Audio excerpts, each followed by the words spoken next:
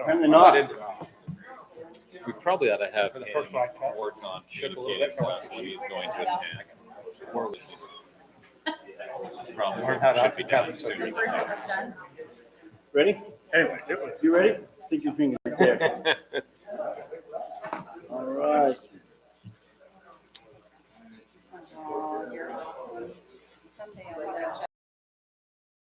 Okay, all right. We ready? Yep. Welcome, everyone. I'll call this meeting to order. It is 6 o'clock by my clock here. We'll begin with a pledge of allegiance. That will have an opening prayer by Councilman Williams. please follow me. I pledge allegiance to the flag of the United States of America and to the republic, one nation, under God, indivisible, with liberty and justice for all.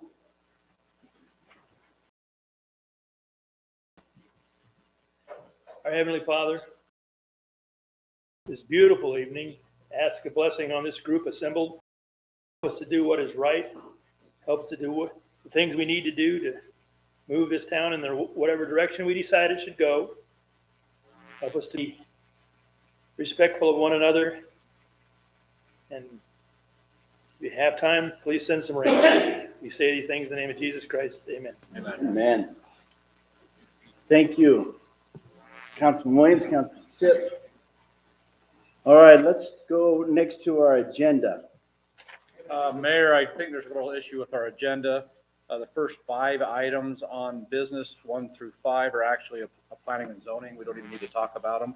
So I would like to make a motion that we just exclude items 1 through 5. Mayor, I'd second the motion. We have motion second, all in favor. Aye. Motion carries unanimously. Okay, let's go now to disclosures and declarations of conflicts. Anybody have anything to disclose today? Nope, seeing none. All right, we'll move on. Let's go to our city department reports. First, Ash Creek Special Services District. Mike Chandler. Oh yeah, I'm gonna grab that mic from there. Thank you.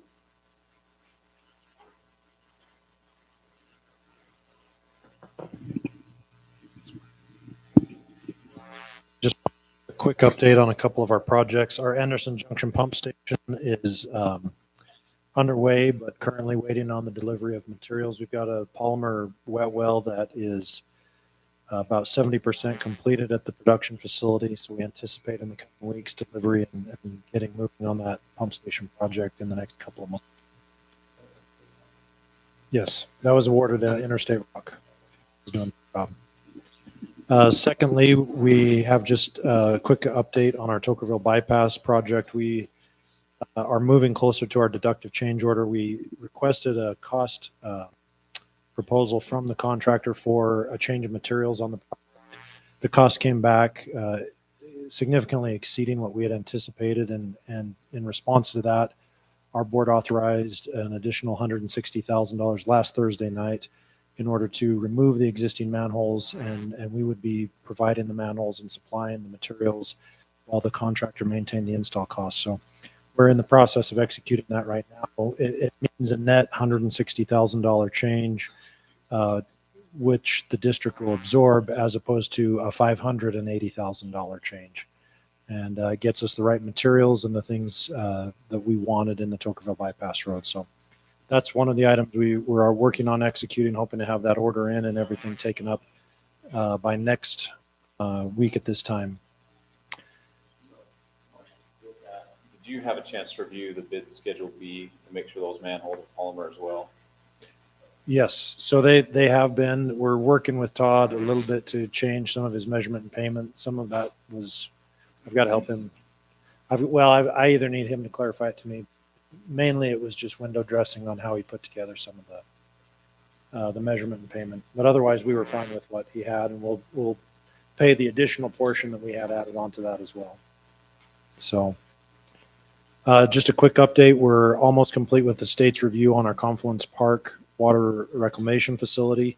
We've continued meeting with our partners at the Confluence Park Technical Advisory Committee, and in the process of modifying the easements that we need and obtaining the old hydropower penstock to be able to convey the sewer down to our treatment plant site. Questions on the treatment plant? All right, moving along. This is somewhat related to that.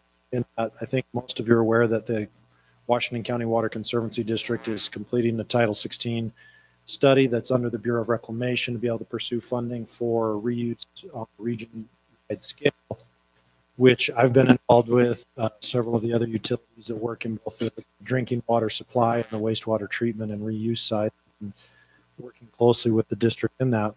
However, as I've had the opportunity to have input and participate there, one of the things that I am reaching out to both Tokerville and Laverton to consider, because you will be the first communities that have access to reuse water on the east side of the county. Although the Conservancy District is applying for grant funding, with both communities on the cusp of a decent amount of growth, particularly Tokerville, I would ask that perhaps consider among staff a revision of your capital facilities plan that would include some portion of a pressurized irrigation component in the impact fee schedule that would allow you to collect some of that money. Money doesn't come through for the pump station and or other pertinent facilities that are envisioned for the growth and providing reuse water back to the community, that there is a way to capture funding for that. And whether that can be used, to build the capital facilities outright, or could be used to match grant funding, whether that be from the Bureau of Reclamation or CIB, some of the other sources that are out there. I think both communities have pretty broad or widespread pressurized irrigation distribution systems. But the pump station and some of the other pertinent facilities are going to be what kind of stands in the way. If we only put all of our eggs in the basket of grant money, then oftentimes we're outcompeted by some of our bigger neighbors to the west, particularly California, for those grant dollars. Guessing you did. I saw you nodding and writing, so I'm guessing. I guess my thought is on the cusp of so much growth coming in, if that can be captured within, and a plan can be laid out for 15, 20 years, and a portion of that impact fee revenue that is collected can go to making meaningful progress on some of that infrastructure, particularly that initial pump station. We don't have very far to go from where the treatment plant will be to be able to connect to that southern end of the Laverton system. And looking at how we distribute that back, whether that's eventually a new pipeline laid in the Tokerville bypass with the future lanes, or if it's fed some other way through the system. But I do think both Laverton and Tokerville need to look at that, because the source will be there. We have the capacity from day one to provide all the watering needs of Confluence Park itself. And so as new homes connect and we have additional growth, we're going to be finding ways to tuck water away until the one or both of the two cities or the Conservancy District brings the revenue to be able to build some of that. And for me personally, as a representative of the three cities at our district, although I do work regularly with the Conservancy District, I do like to see the cities maintain as much of their autonomy possible with the resources that they have. And so at least as a contributor or participant in future facilities for the city's sake, to be able to protect that water right and the opportunity and access to it. I don't want to say that you overstepped your bounds, because you're over the sewer, right? And now we're getting into drinking, but it's quite strange that they overlap here at this point. And it's not, I say it's strange, it really isn't, because most communities, we got to have that. Eventually. Well, and one of the things that we see is by offsetting secondary use of Toker Springs and Ash Creek Springs and some of those other really high quality culinary sources that are being put to secondary use, and utilizing things like treated effluent for reuse in a more appropriate setting, it puts off that final reckoning date, right? And so there's reasons why, even on the sewer side, it does overlap. And as we will quickly learn, it's all the same water. And we're going to need to learn how to reckon with that soon. And so just a heads up, and particularly just because as we're looking at somewhere between 28 and $30 million being invested in that facility at Confluence Park, it will have a resource that's there and available. And if the two communities Laverkin and Tokerville particularly can maneuver them to a position where either future impact fee revenue or other revenue sources can be obtained, then that's going to be an increasingly valuable resource in the future. So we anticipate bidding this fall, and then we anticipate if supply chain issues remain to be difficult, I would estimate a 2-year build schedule. So we're looking at the facility likely coming online first quarter of 2025 operational. So, yep. Okay, we've had our new station over, our new remodeled station in Laverkin manned for about the last 2.5 weeks, and it's been really nice, and we've stayed very busy. It's got a response times down quite a bit, and for the month of May, Tokerville was a little bit busier. The 24 calls over here, so we had 8 medical transports, 2 medical refusals, so we got them seen. They said they didn't want to go to the hospital, which is fine. Then we 3 canceled. Could be fire medical, so we get a page out, and then maybe it's somebody's pushed their medical pendant and it was an accident or something like that. Then we had 11 fire calls. So I know we had one the other evening out on I think Westfield, was it Westfields Road, or out towards the end? I think somebody was burning some weeds out the back and got underneath their porch, but luckily we got some hoses and got it out, and we come and checked it out. So right now, if you see anybody burning, should be burning. Burn season's shut down, and so just be aware of that. And so, Chief asked me to talk to you guys to see what your thoughts are for the 4th and the 24th of July. Whether you're going to ban, whether you're going to do the fireworks at the parks like we've done in the past. We need a decision on that. You guys can discuss that and then get that to me as soon as you can. And we'll turn that into the county so that they have records there, and then they know all the towns in the county and what their restrictions are this year.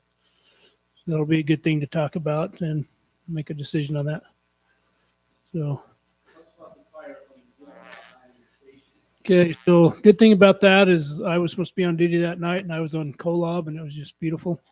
And I saw beautiful pictures the next morning, and they was praising the firemen, which I was glad to see that. So it was on Instagram, so I was able to see that up there. But I'm not sure if they've come up with a thing, but it sounds like possibly a chain dragging. Somebody heading up the hill about 1 o'clock in the morning. But that thing went really quick. That's the end of May. It's cooler. We definitely had cooler temperatures that night, but we had the wind, of course. And then I think it ended up being about 12 acres. But we was lucky because we had the highway going up, the road going up to the H, the cliff rocks, and had a lot of barriers to keep it in there. So they were on it probably about 3 or 4 hours, getting it mopped up, and the state guys come in and a couple of days just to check all the hot spots. They said 12 acres, but it looked bigger than that to me. Yeah. So as dry as it is, I have a feeling this year is going to be worse than last year. Just a little bit more growth and all the rain we've been getting, right? But you guys make that decision and just let me know so we can get that turned into the county. Okay.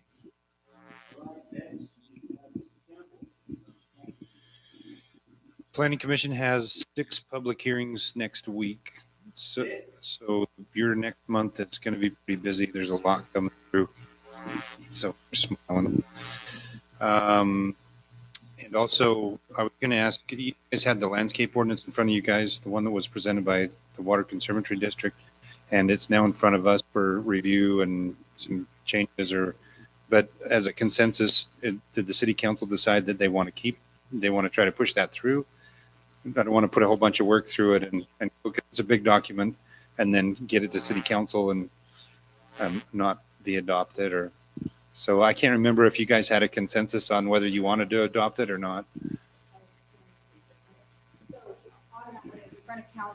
When it was in front of council, we talked about that it would go back to planning commission and that we would get a copy of the ordinance from the city of St. George or Santa Clara for both because they actually put tighter restrictions on new development as far as grass. Basically, the landscape ordinance restricts the amount of grass to 600 square feet. And then those cities actually were looking at making it even less grass and it doesn't affect existing homes or anything. It's only for new development. And so City of St. George has not adopted theirs yet. It's still in legal review for it to go smaller. We did get a copy last week from City of Santa Clara. So if you want Planning Commission that's kind of where we are with this discussion about, we do have Santa Clara's. Theirs is a tighter ordinance. They did adopt it. So that was the discussion we had at City Council last time. The direction was to get that from cities and see what they were doing. That's where we got. City of St. George has not been able to get theirs through either way yet. They're proposing it tighter. City of Santa Clara did adopt theirs and it is tighter. So it affects new development, not. I was hoping to go the other way. I know we're kind of rock and a hard place. We don't do it, and the Water Conservancy is angry with us. We don't get water.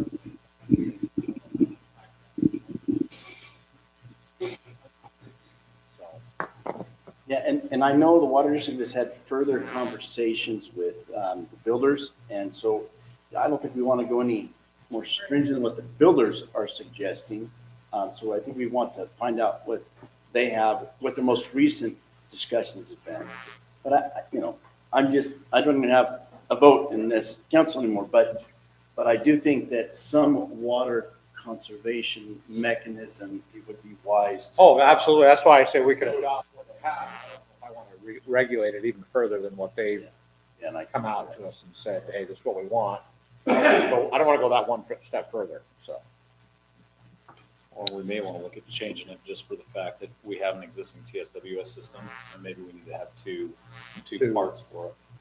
If you're that's a good idea. If you're in the TSWS region, then you can have this, and if you're not in the new development, then you can have that. We're showing conservation in the TSWS, and we're showing, I think, maybe a stricter requirement down where we don't have secondary water for the culinary water use. So would that Well, it's for new development anyway, but even new development inside of TSWS, it'll follow. Okay. Should be developed. Okay. And then if we have any questions on the nightly rental stuff, I can talk about that at the time of that. Okay. That's all I got. You have any other questions for me?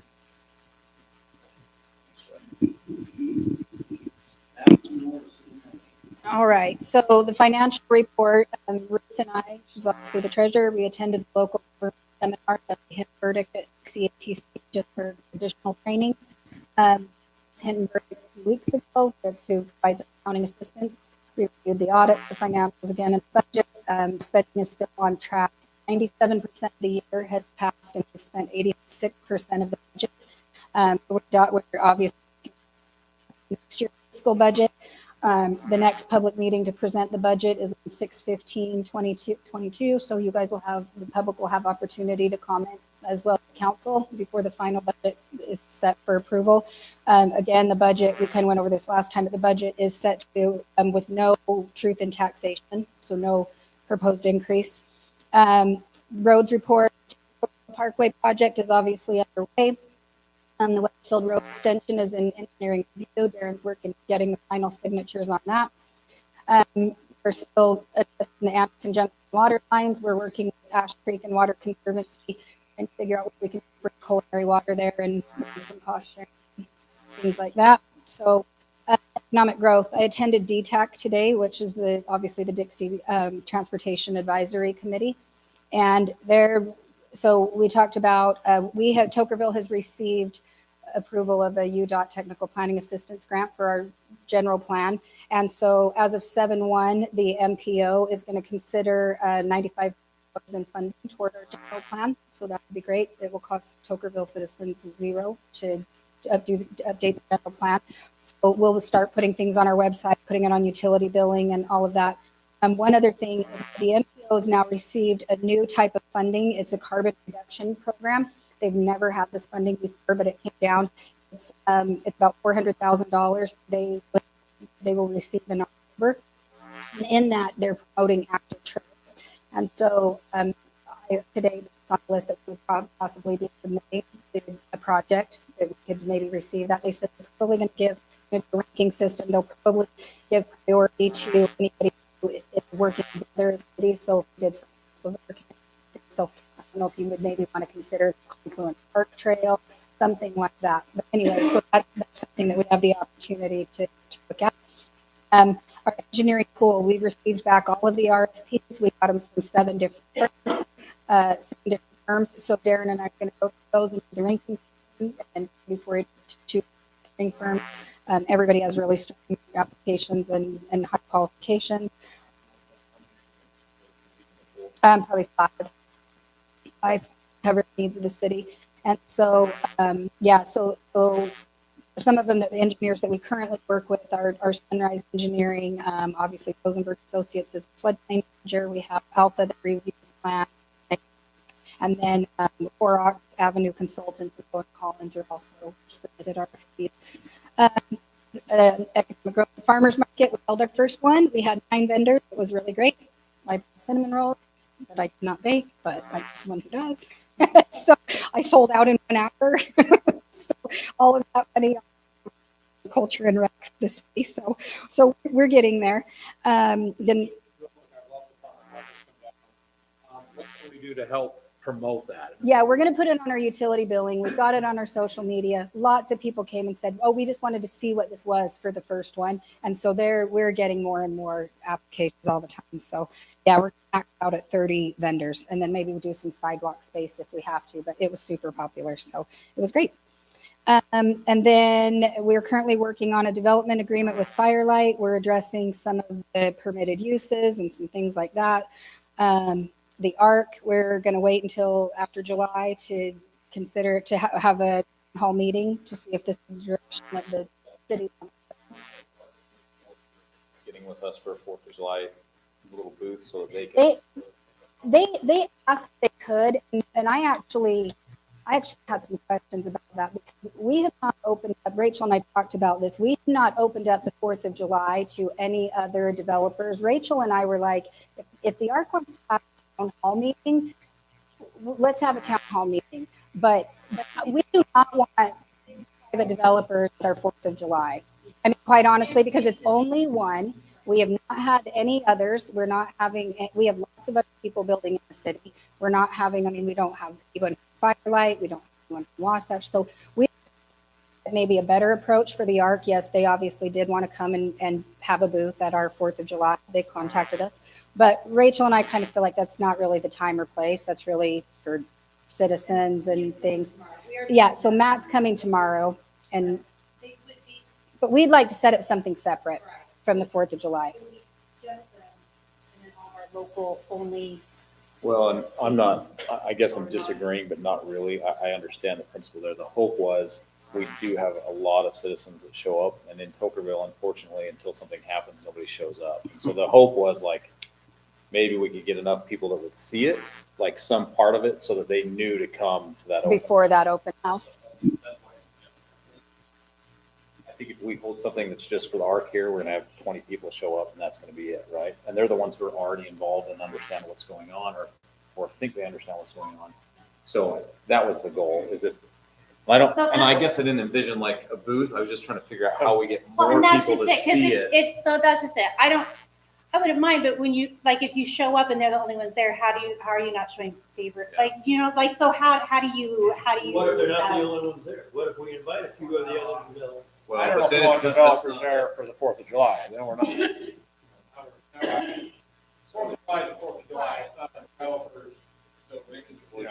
Let's just not, that was what my thought was. and Right. If it's not gonna work, let's not do it. Won't show up. I know. So what if we had just a flyer saying, hey, Yeah. So flyer, you want to listen to our. So we have a flyer that we hand out at all of our events, from the farmers market to the spring social. We can put them out there. We can put them on the utility billing.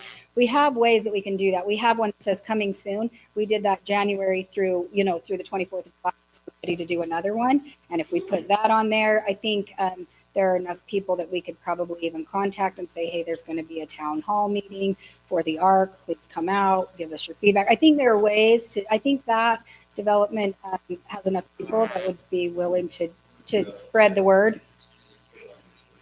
Yeah. Okay.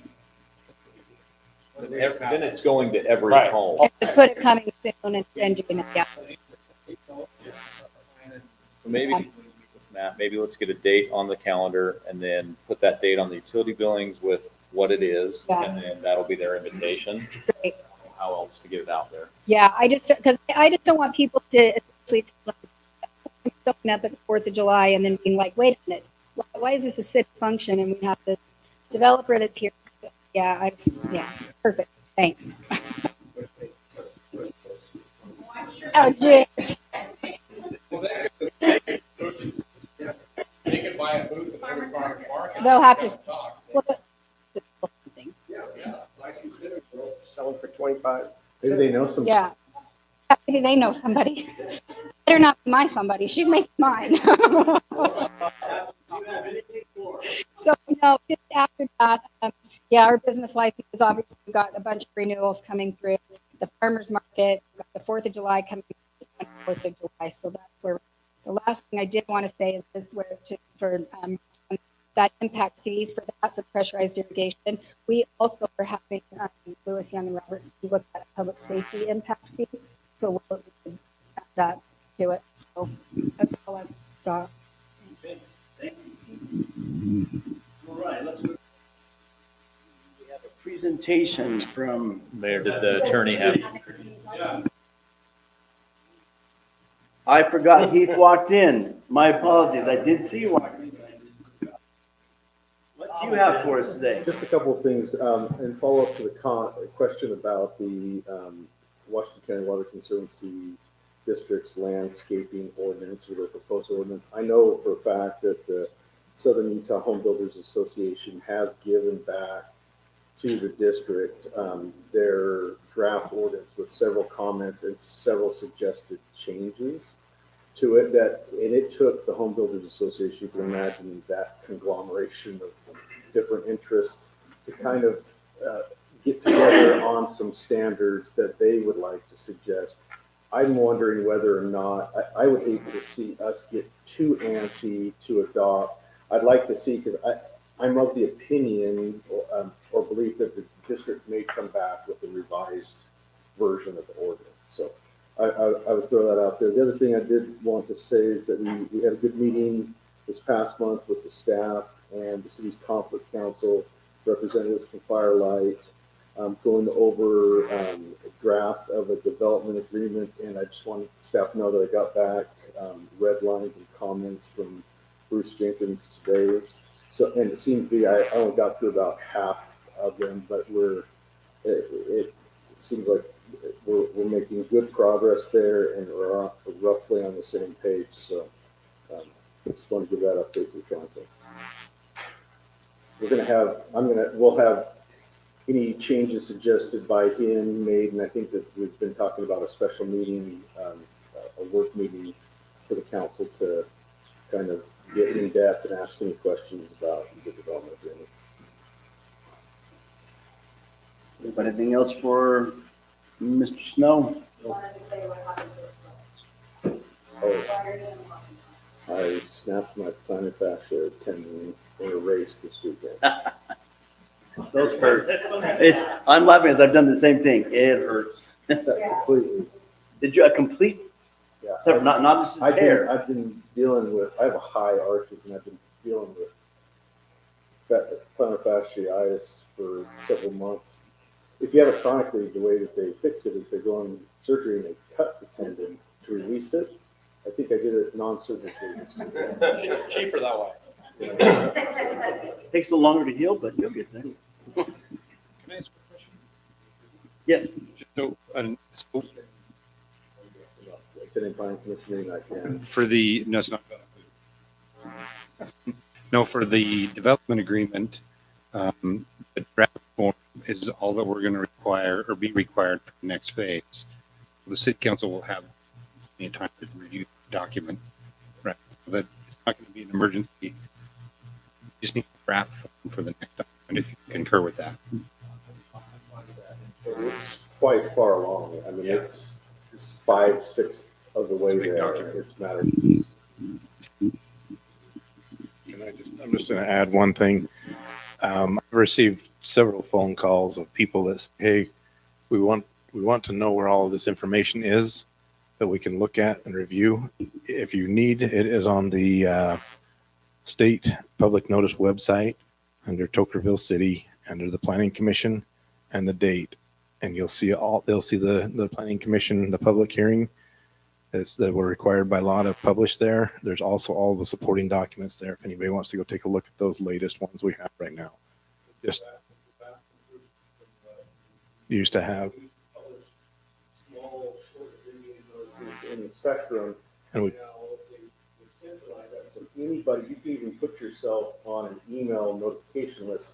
So when a new agenda comes out from the planning commission or the city council, you can be emailed it. But not only can you see the agenda and the different topics that are going to be, there's attachments, and you can see actual documents if there's an agreement to be approved or something like that. So it's a fantastic centralized form of notice for. right. It's the Utah Public Notice website. URL for it, but It's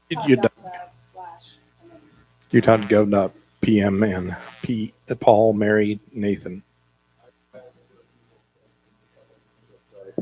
it's the first thing that pops up. Yeah. So, and I've just wanted everybody to know that's where it is, because people are saying, hey, no, we don't ever see any of this. It's there. We're required by law to put it there. So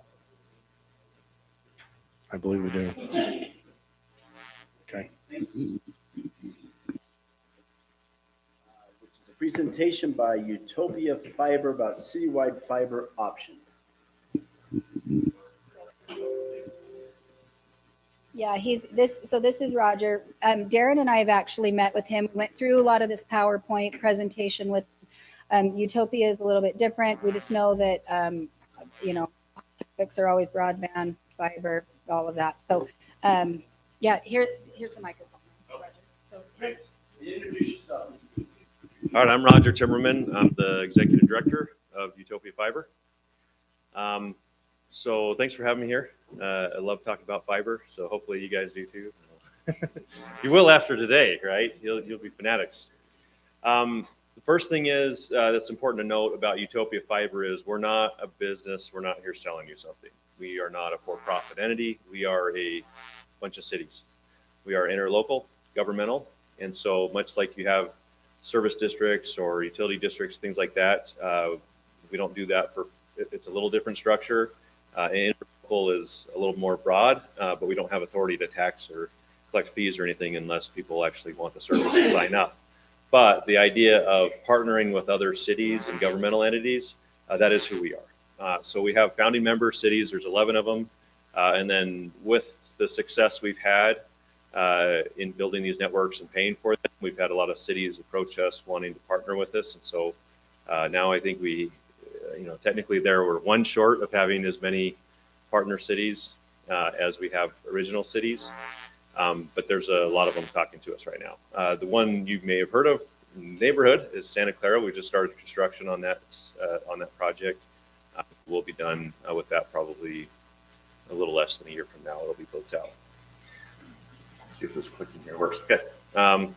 So anyways, I need to update this map, but we do have Santa Clara down there in the bottom. We do have networks in Idaho and Montana as well.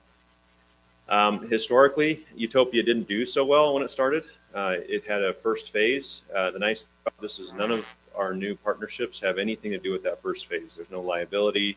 You're not taking on any expenses.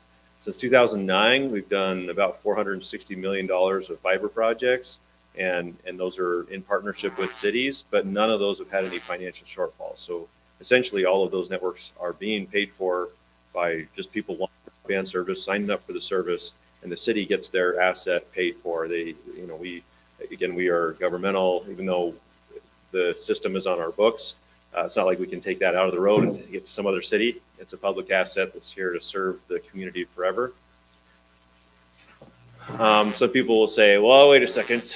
You guys are this anti-competitive overreach of government. Government be doing this. So the way we do this, we actually aren't getting into this as cities to compete with the private sector. We're actually doing this to enable the private sector. If you go talk to the Utah-based providers, They love this. They want this so that they can come to your community and offer services. Some of the bigger incumbents aren't real fans of competition, so they don't like it. But the idea of this is that we build public facilities. So just like we build roads in our communities, and then different companies can come in and use those, we build fiber networks. Airport's another example of that. We put an airport in. We don't run airlines. An airport allows different airlines to compete with each other. We build a fiber network, and we open that up so that all the different companies can come in and compete with each other. And so that makes sure that we don't end up with, Comcast 2.0 or whatever, right? Like people are coming in with fiber and trying to basically be first and then establish themselves as the new monopoly. We don't really like that much from a city perspective. We like competition and choice. We also are the anchor of those networks. And so the city's own facilities and needs for public safety, for our schools, for everything else are kind of the critical tenants of the system, but also provides the best internet to homes. I'm going to skip through some of this stuff. There's a lot of yeah. So we do a bunch of smart city stuff. Okay, this is kind of what the pricing model typically looks like.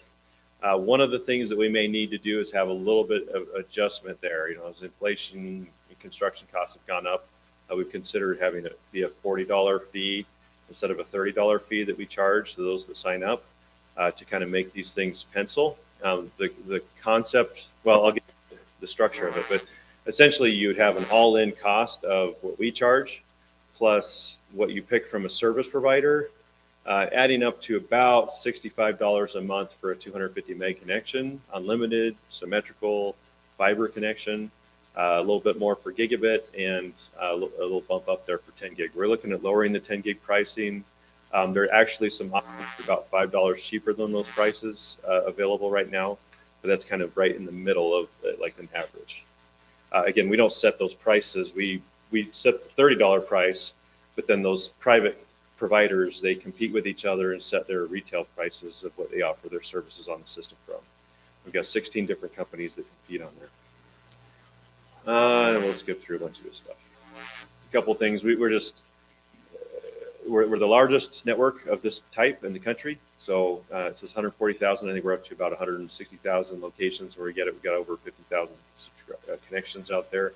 We're the fastest in the United States. So every location in our network gets a gig connection today. It's already a generation ahead of anybody else, even in fiber. It's the most competitive, meaning you have the most choice. We're not coming here and say, here's your one option for fiber. You have 16 different options. It's almost too many. It's kind of hard to pick. But neighbors get on Facebook or whatever and say, hey, who do you have and who do you recommend? So it's very, very competitive. We're the number one awardee for schools over the last 2 years. We provide more air quality sensors in Utah than anyone else. Number one in smart city. We have the top net promoter score, top Google rating score. We say, hey, this is because we're awesome, but really it's having a competitive market. That's what makes all the things very good. The providers have to be at the top of their game, and we have to be at the top of our game. And that competitive environment really drives innovation and quality. Let's get through some of these things. There's kind of I need to update that. It's a little old because we're up higher than that. You see our growth has been really strong. Let's skip. Okay, so this captures kind of a generic partnership structure. So this is kind of right to the chase of what makes this happen. Here we are. It was like we're Utopia Fiber. Well, we're not here to just do it. This is us. We have to partner with cities. That's who we are. And we don't have. I have a board made up of those cities, and they say, well, we have a structure for how a city would come in and partner with us and have us extend our network into that city. And what happens is it's been the result of a lot of how do we let new cities benefit from what they've done, but also not expose them to risk, and how do we finance this and all this other stuff. So we came out with this model. It basically says that we will finance the project. We'll issue the debt for the project, a bond. So no city bond. They'll throw me out. Usually people are ready to throw me out if I say city bond. But we issue the debt. We build the network. We take care of everything. We do the build, we do replacement, maintenance, upgrades. We have a NOC that monitors the thing. We do the billing. Our billing we actually do on Express Bill Pay, and you guys use that. So it'd actually be not an additional bill. It just shows up in the same thing, which is really slick when cities are also using that. We do marketing, make sure customers are aware. And then on the right side of this, you can see the municipality. Here's the catch. We have a services agreement with UIA, which is that phase 2 of Utopia, with a revenue pledge based on a take rate. Usually come in about 40%. We're higher than that here in the city. It's a little more expensive to do this city than our average. But the really good thing we have in the city is growth. And I'll explain how that affects it in just a minute. But actually, we look at this from our perspective. So we don't want to do a project that's going to have any shortfall. That's not good for you. It's not good for us. But we believe because of the growth, we'll get a whole bunch of more more homes getting built in the city. Those are really inexpensive for us to connect as they're built. What's hard is getting all the existing residents connected.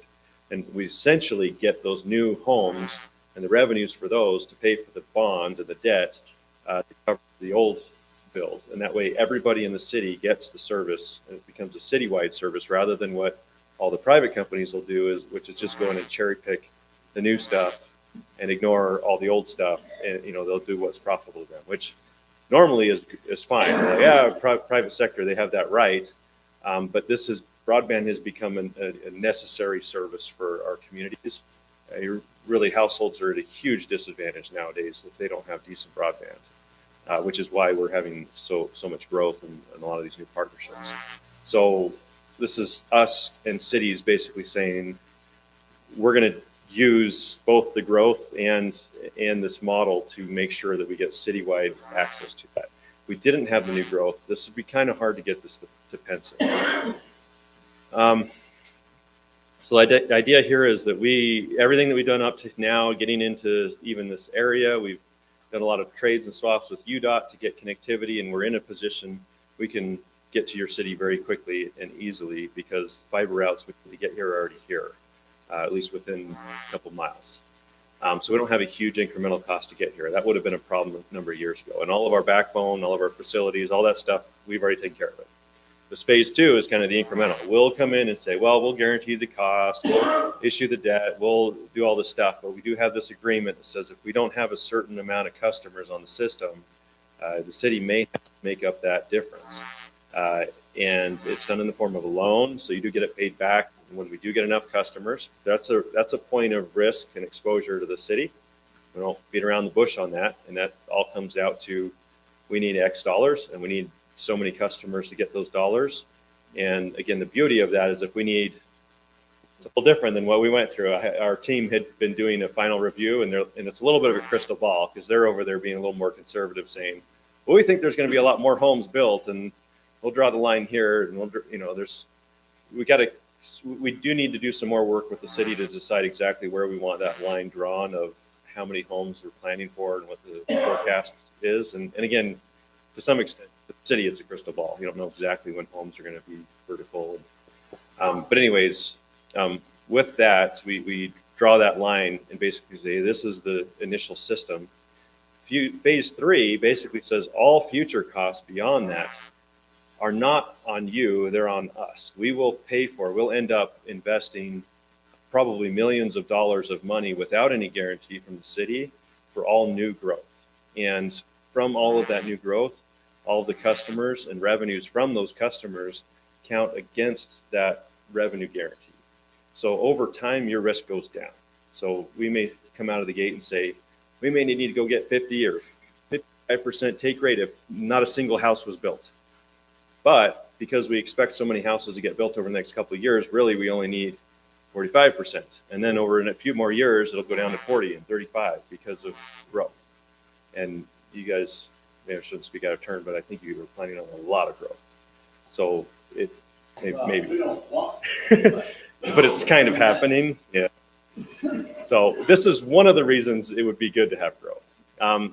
Normally a city doing this sort of thing independently, it faces a lot of risk. With us, we offset a lot of that risk through the partnership to keep the costs down, get economy of scale benefit. We give ourselves a period of capitalized interest in the bond so that we actually finance it with 2 or 3 years of capitalized interest. So we have time to build it, market it, and get customers.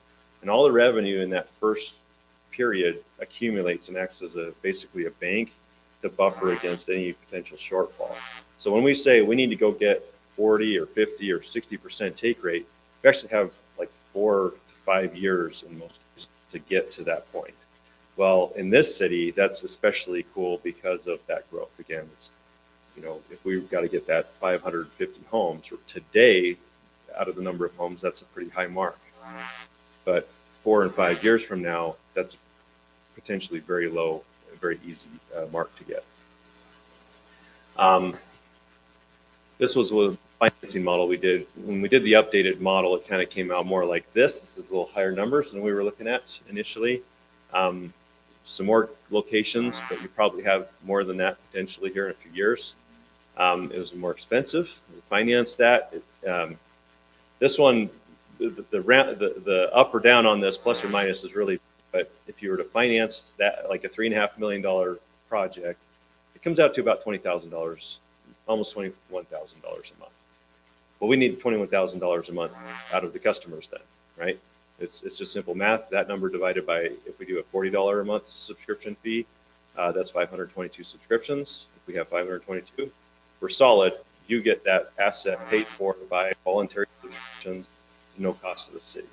And if we just drew a line and said that number never changes, and there was no growth in the city, that's a little scary. But start forecasting out growth. If we add 300 units, for example, here, that pushes a 61% take rate down to a 45% take rate. So you see how that very quickly offsets your risk. We have take rates in those ranges, but they're growing in every city. Some of the cities like West Point, it's not really, we don't capture this because we keep growing homes there, but they added like 500 homes. And that did the same thing for them. It really pushed where they needed to be. So we're way ahead of where revenues would need to be, even though we had pegged their take rate at 40% that they needed. But that was kind of the same situation you guys would be in, is when we actually hit that number, we'll be like, hey, we hit the revenue number. The revenue number is what's important, but the take rate could be 40% and we'd be good. So these are examples. Layton was successful. Payson, again, this is that same model of, I guess to explain this, light lines are forecasted and dark lines are actuals. So in every one of these cases, the actuals came in, and in that break-even scenario in the background, we do better than that. So if a dark line ahead of the light line basically means our revenues grew faster than they needed to. And that's been the case in every single one of these projects. We're still early in Clearfield, but we're trending ahead of where we need to be. And then this is collectively, this is kind of the $400 million of these projects we've done collectively. We've far exceeded all of our obligations and then some. That's what we use to do all that additional growth cost. Again, if this is a $3.5 million project and you guys go and build another 1,000 homes or something, we will be paying for all of that growth and expansion. But that's what any headroom in that overall model pays for. So again, that's not a city obligation, our obligation, but that's something that we can offer up as a collection of cities to help these projects out. Pros and cons is, from our perspective, we say there's a lot of this UDOT partnership and the new road going in that are helpful to us.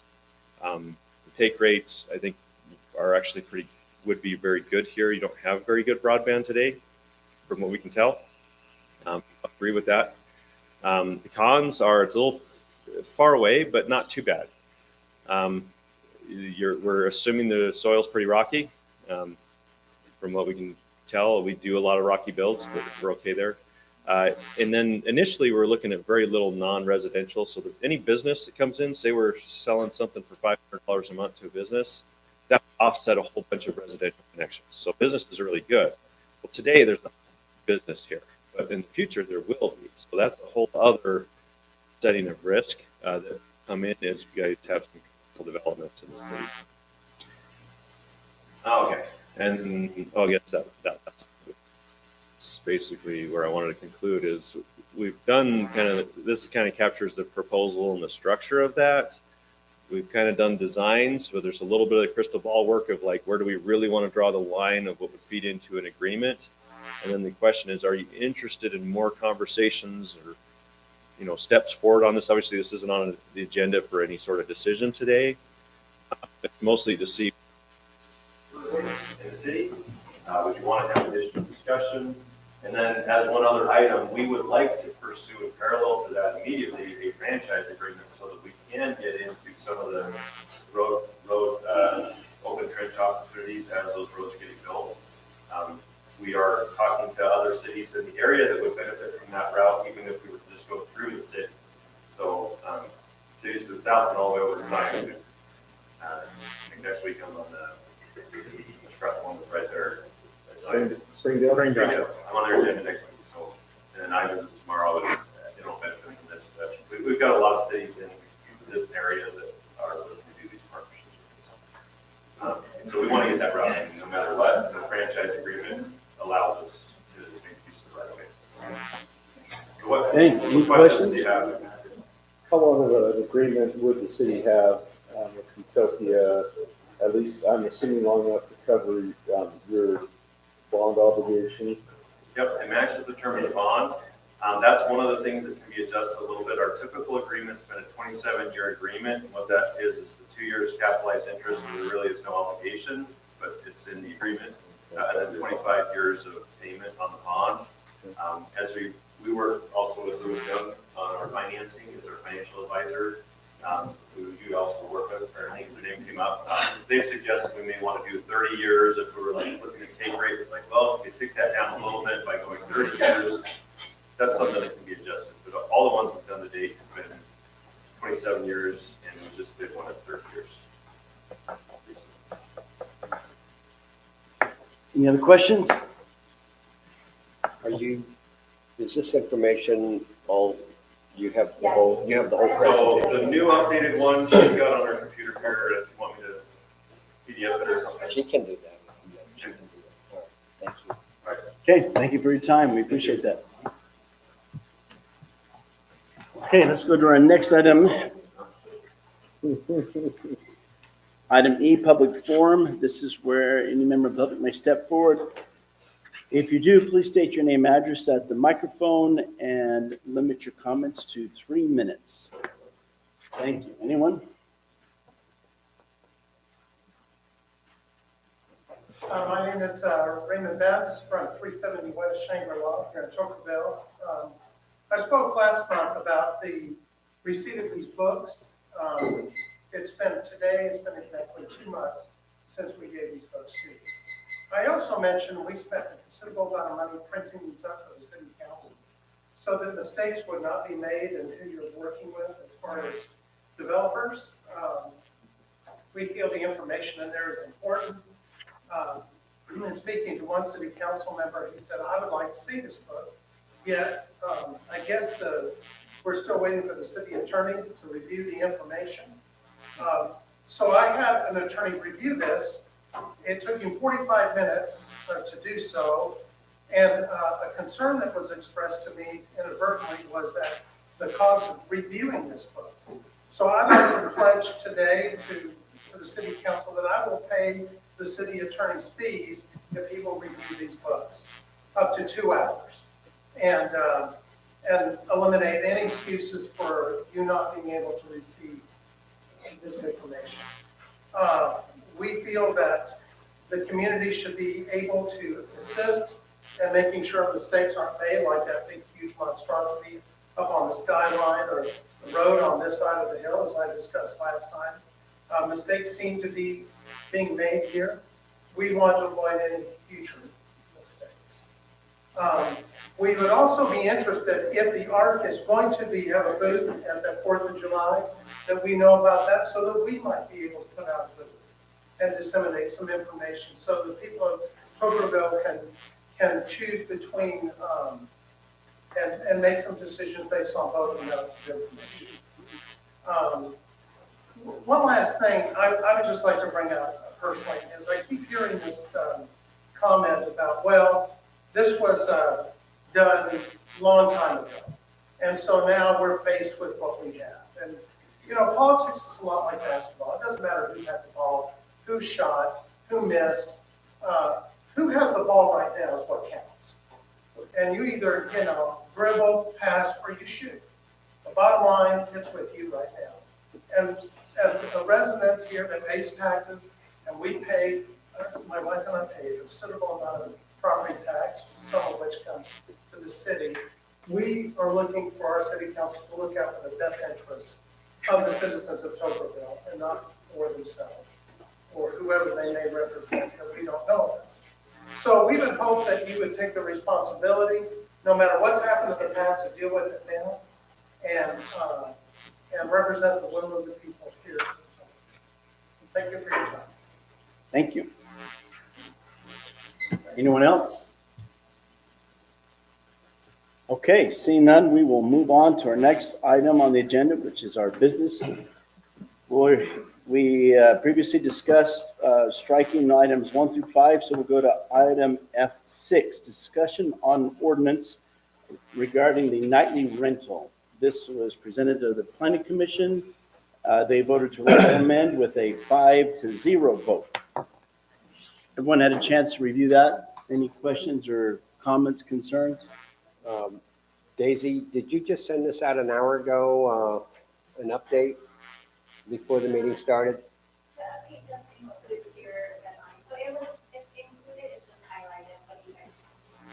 Okay.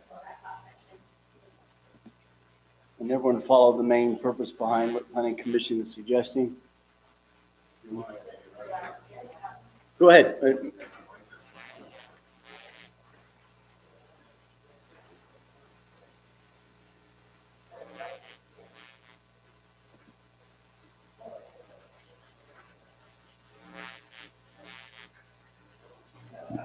So the big reason that we had to do any kind of changes was because we have an RV park coming, some hotels, and it obviously conflicts with what the code said. So we needed to make some exclusions.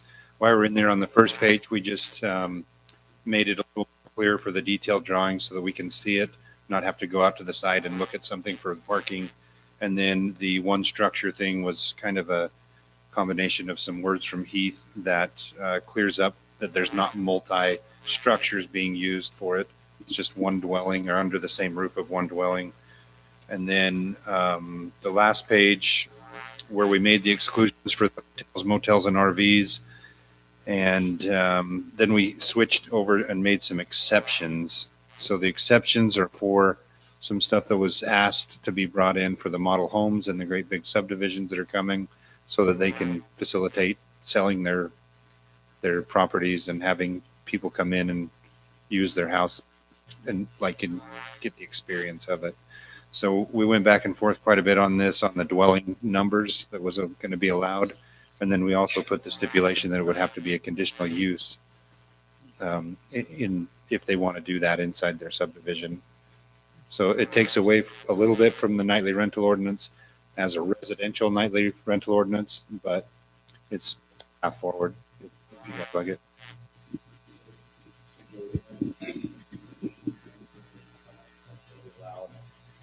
How are we breaking that up? Like on a large scale, could they have different pods? Like you take Firelight, for example, they have a 55 and older. They'll probably want to put model homes in, and then they have another one. Are we separating that out, or are we just saying 5 model homes for the whole Firelight project? We talked quite a bit about that. Minimum requirement of 100 dwelling units. So I'm assuming, so if you had an active adult community, had more than 100, they could have up to 5 model homes that could be used.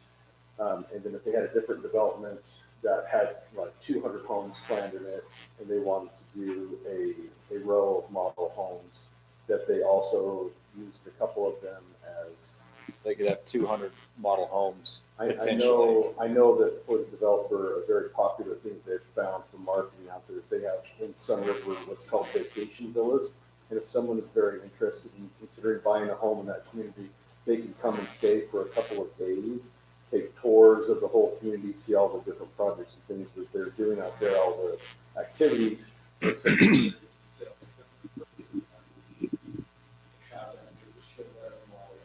to give someone like an overnight experience of staying there.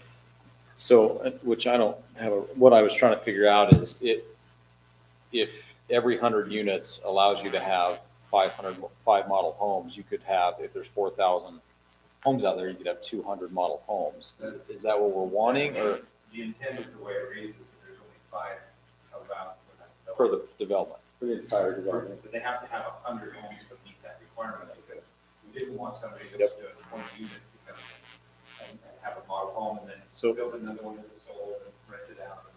So we may want to just, If you want to consider going a bigger minimum and allow it per 5 model homes per every 200 home segments, or I don't know, but I would envision the type of home that you might build for an active adult community may be smaller, more all single level, where they may want to do model homes in just the normal residential section that's 2 stories and stuff like that. So I would think there may want to be some. well, I mean, subdivision, like in that master plan community, you could have multiple subdivisions inside that master plan community. So you could potentially have up to. Within a subdivision, so are you?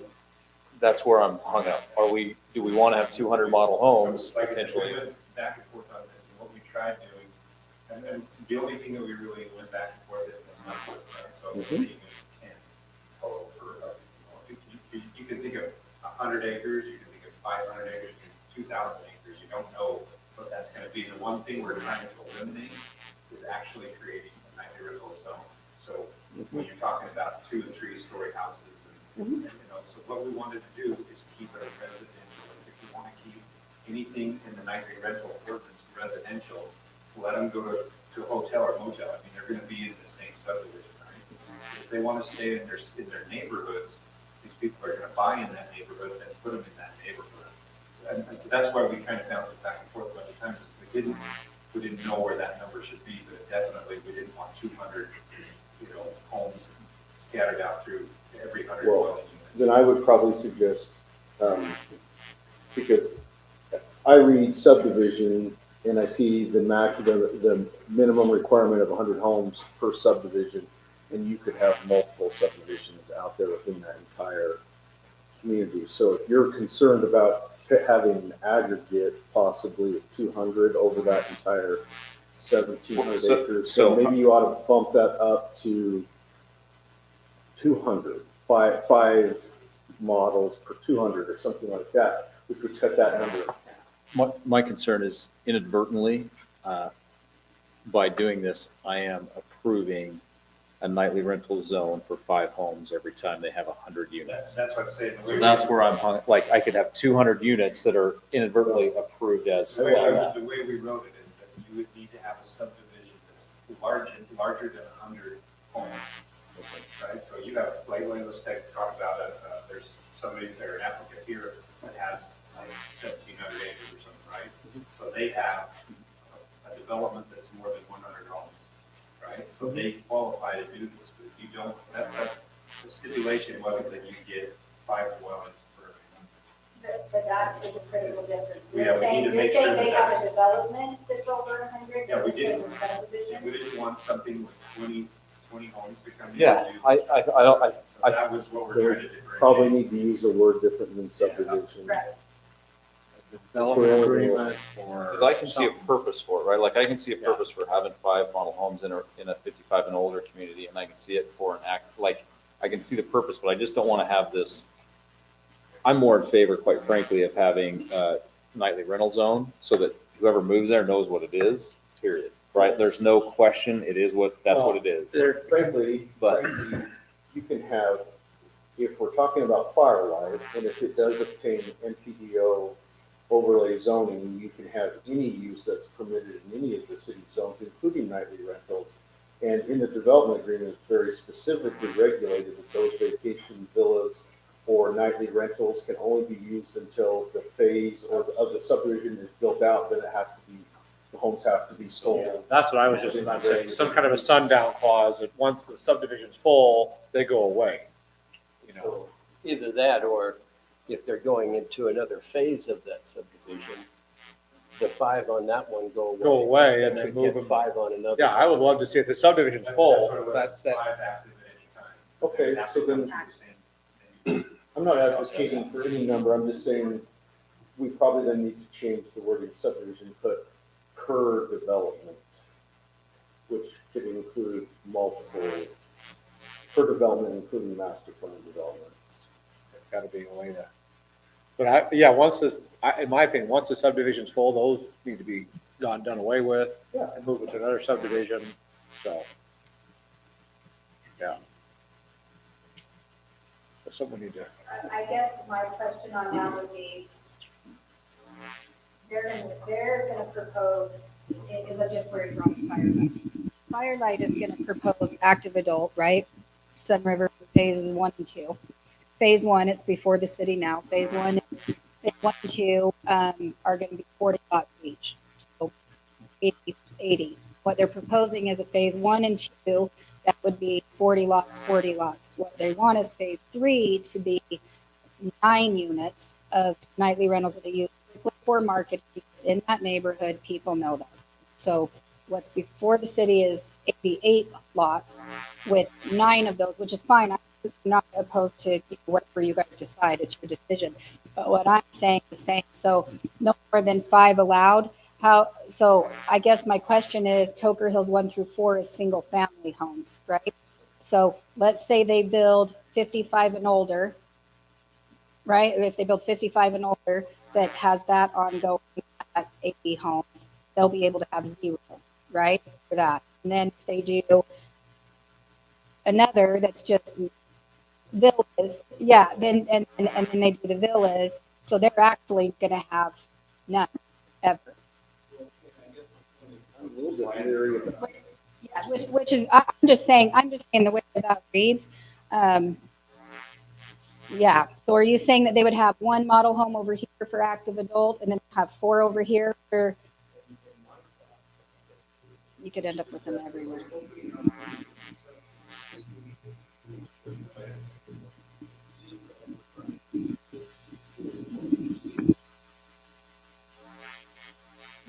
My point is, I think that we don't even have to put an exception in there. We can deal with it through the development agreement and the MPDO.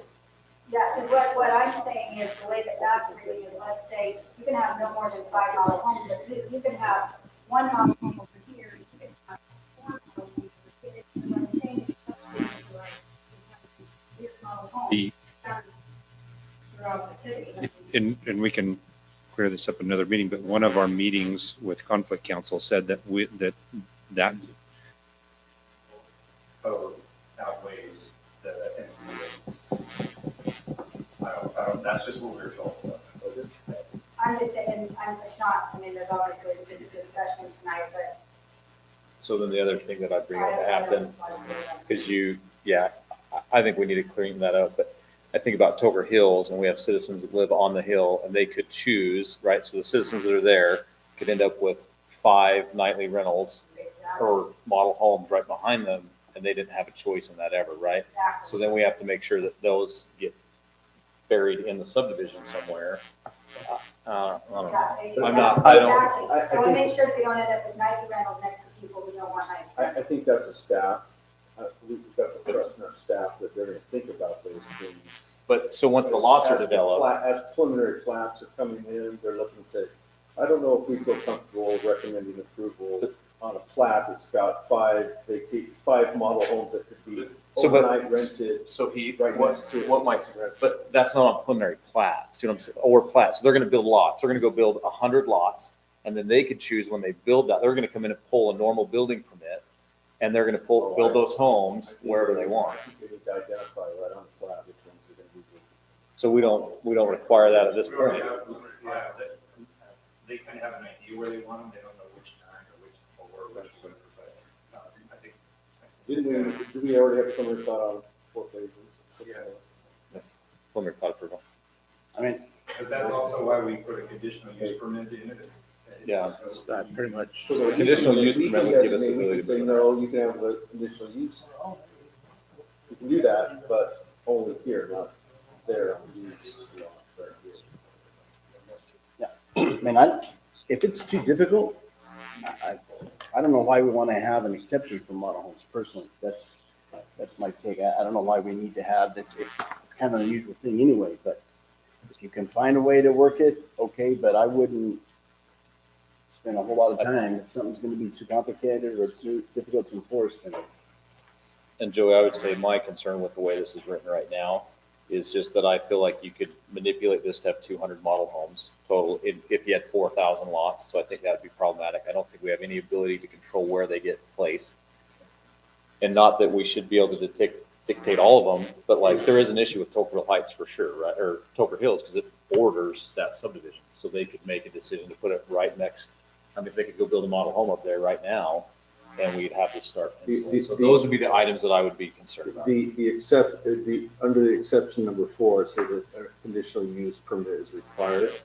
So in the permitting process, we could say no to a location that abuts existing residences. And make them Right. What we don't want is to have an existing neighborhood and then have a new neighborhood built. And because those are the first 9 homes, Yep, the first yep. 5 homes, that suddenly those are just 90 rental. Like, Totally we let agree. them stay here and then we'll start building Totally out. agree. Yeah, we need to make sure that people who are existing are not next to nightly rentals if they don't want to be next to nightly rentals. Are all model homes nightly rentals? Yeah, No. Not all. And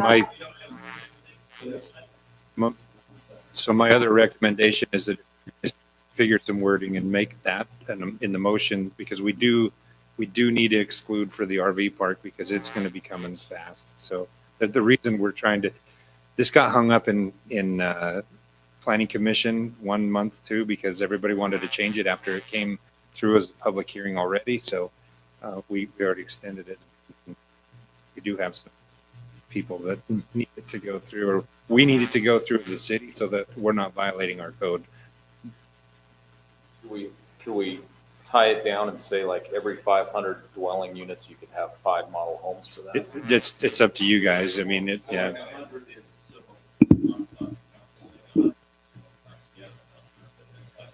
For every 500 is just a number, but for every 500, you're allowed 5 model homes. So that you're not having, that would cut that dramatically down. How many we Still can have. require conditional use. Yes. So we can But then we're not. dictate location. It can also dictate in the conditional use permit just what we already have drafted in the development agreement, which says that they have to be retired. Or The phase would be- or the subdivision, I would say. and I would say substantial bill on the Tocqueville Hills is 4 lots in each phase. You can have one, five of those model homes that can be rented overnight. And when that's built out, they have to then retire those and sell them just like homes, and then they're no longer allowed. I think we gotta seriously consider also substantial build out. I mean, there's a lot of tricks that can be deployed there. And so, well, it's not built out yet, so we can have these night rentals So for the next 30 years. And it's like, So we want to be Heath, careful with that. with our conversation that we've had this evening, is this something that you could wordsmith a little bit and we could review for our next meeting? Those were just my thoughts. If anybody else has any, we'd probably give those to Heath as well. All right, let's go to item number 7, discussion of ordinance amending and restating Title 1, Chapter 6, Section 3 for city council meetings. So this one is pretty simple, pretty straightforward. We had, when COVID came around, we put this ordinance in effect so that we could have electronic meetings, bring that to residents and things like that. And so anyways, then when we went through this in December, it got amended. It was only supposed to just change the day of the meeting, like from Thursday to Wednesday. Anyway, some of the language got taken out of it. And so we actually needed that language in there so we could have electronic meetings. So it's basically just to undo the changes that were done. Okay, any questions, concerns? All right, let's go to item number 8, discussion on adopting a drug nuisance ordinance into the Tocqueville City Code.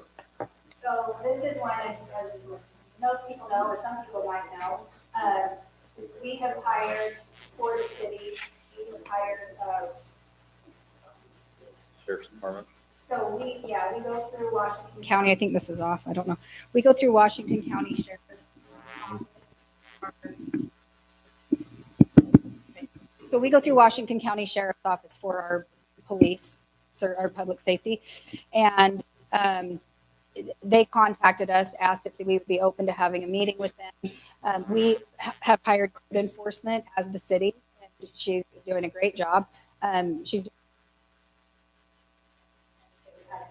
We've got to get the complaints under all done and all of that, and then from there we're going to move into just code enforcement in general. But so with that, one of the things that we were approached by Washington County Sheriff's Office, but they were saying that maybe we want to get on the front end. This is not necessarily a great big problem in Tokerville or anything like that, but they are asking cities to adopt this. And what it does is it takes that code that for the city to start enforcing evictions on some of these places that they know are prone to gambling or things like that, if they're violating an ordinance. But if they're doing, so if they came to their presentation with us, the drug task force did. And so it's, we looked around at different cities. Washington City was the only one they could find that has one so far. So it's just more of a conversation, but what it allows them to do is that they are running into dead ends on what they can do with, they focus obviously on making manufacturing, distribution, everything from, all types of drugs, controlled substances. And so what they've asked is that if we would consider doing this in advance. Since we don't have a big problem with it, it's like we don't want to right now, but it's nice to have it on the front end so that if anything happens, we don't have it on the back end. So we have Washington City's ordinance that we have to forward to you to see if that might be a good starting place for us. But they have found that doing that, and then it's like gambling, party houses, things like that. It's just. There's a lot. There's a lot in here.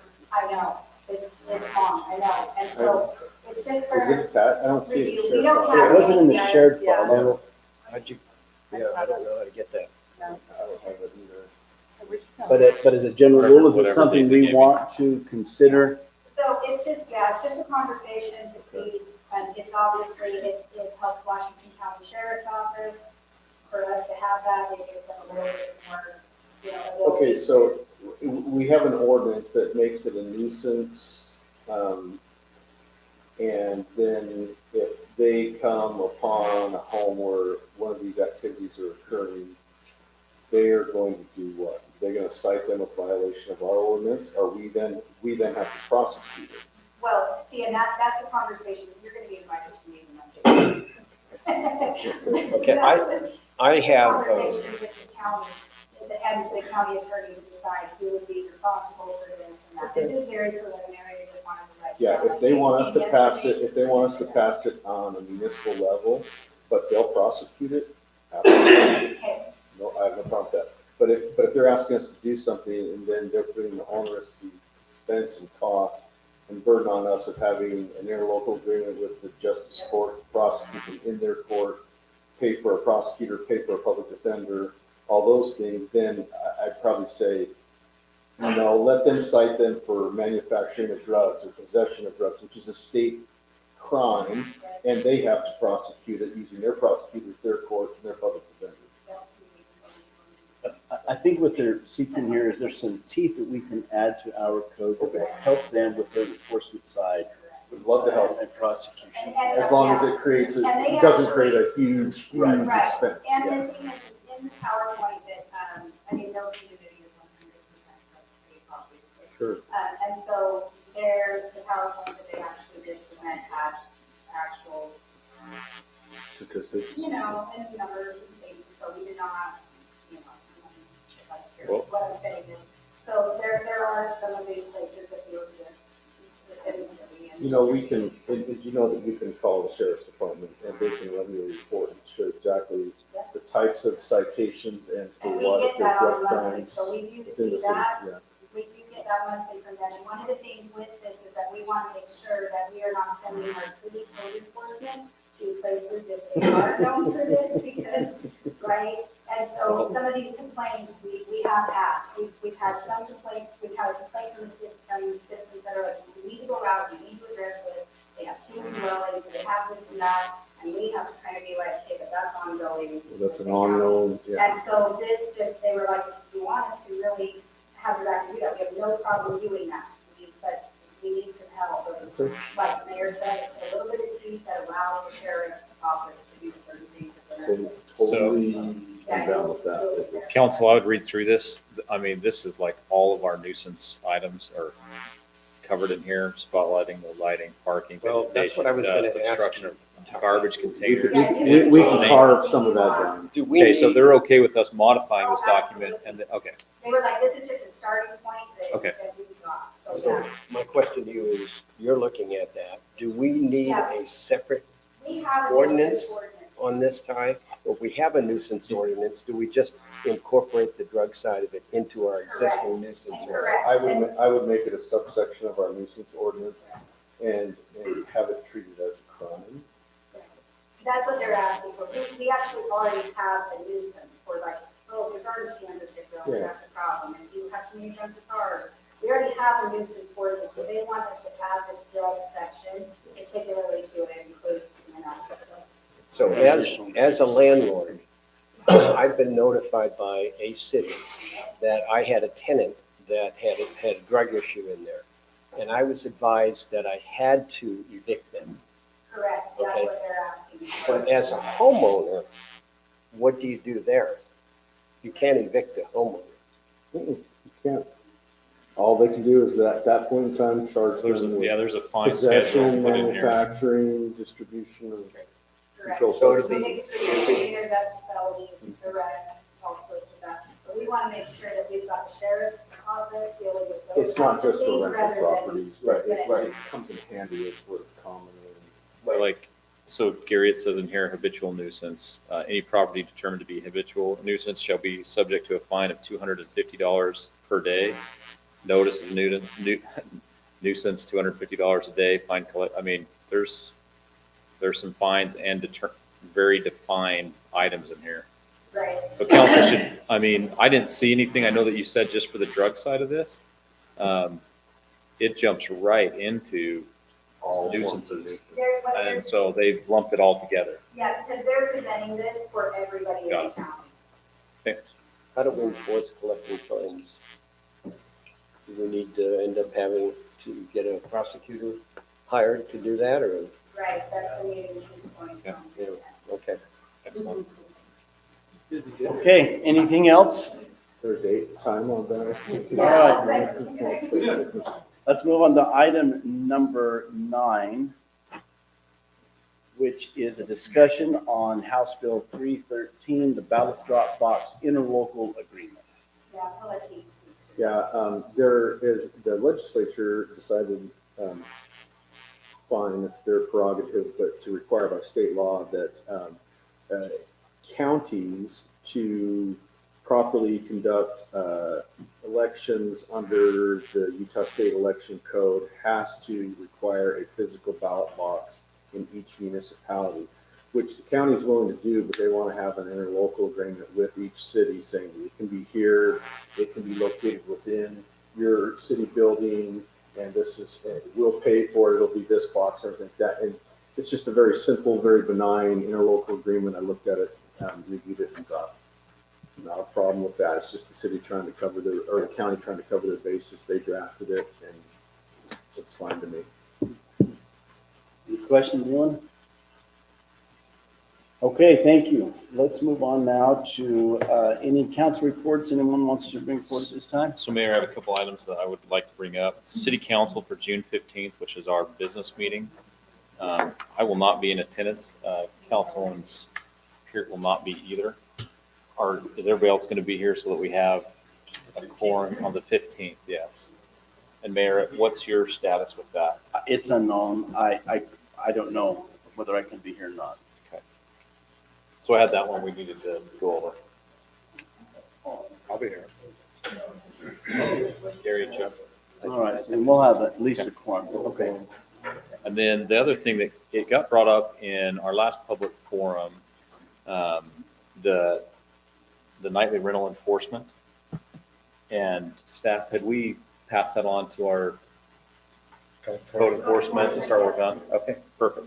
Those were the two questions I had. And then I would still like to get a date on a calendar with council to give them a tour of Tocqueville Parkway. I just don't know Yes. when. Yeah, I'm not here that day. Oh, that's right. So Justin's saying he wants to go without you. that may very well be the case. To do a tour of the Tocqueville Parkway, I'd like to take the council They're and gonna drive get you- them. Chuck, they're gonna get you from on side by beginning to side end. and drive you from one end to the other. Yeah. that's So easier. that would be, How about this Friday? well, we have to notice it because we're going as a council. It's 24 hours advance notice. Oh, I'm fine with that if that works for anybody else here. If it's Friday, I would say 6 a.m. perfect. if we, I'm easy, I'm up, I don't care. how long is this gonna It'll take? take about 30, 45 minutes by the time we go top I to have bottom a- and answer questions. I have a 10 a.m. Zoom, but as long as I'm back at 10, I can go early morning We or meet we at- do it in the afternoon. Can we meet at 8 a.m.? Here? All right. Staff, can we notice that we'll be together? Daisy, take care of it. What time did you say? We'll meet here at the city hall at 8 a.m.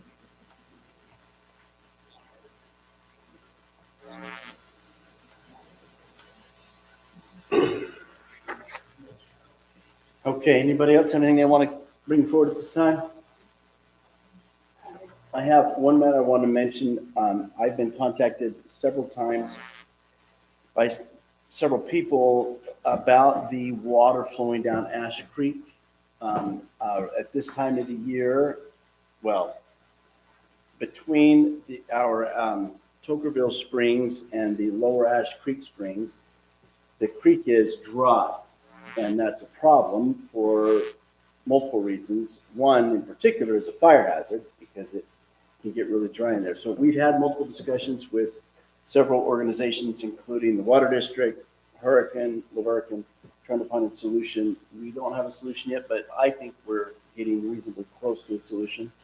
And hopefully we can push some water down the creek again and keep that flowing. So I just want to put that out there so that people know we're not ignoring the idea. We're doing our best to get there, but it's a bit of an arm wrestling match. And that's all I have. Did you finish council reports with everybody or?